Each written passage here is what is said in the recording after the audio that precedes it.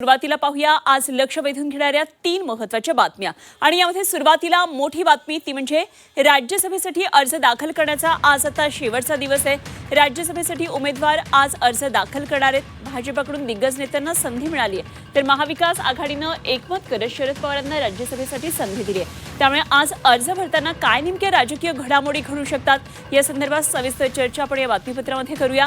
दुसरी मोठी बातमी आहे ज्यावर झी 24 तासचं लक्ष आहे। आज ई चलन विरोधात वाहतूकदारांनी संप पुकारलेला आहे। याला स्कूल बस संघटनांनी सुद्धा पाठिंबा दिलाय।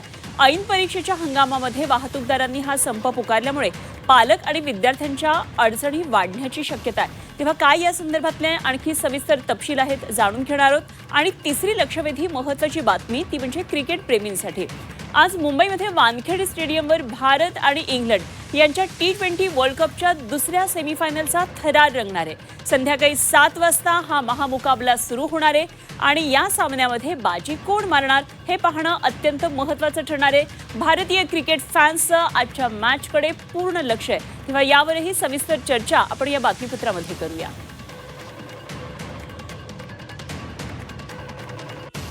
तर या बातम्या आपण सविस्तर पाहणार आहोत।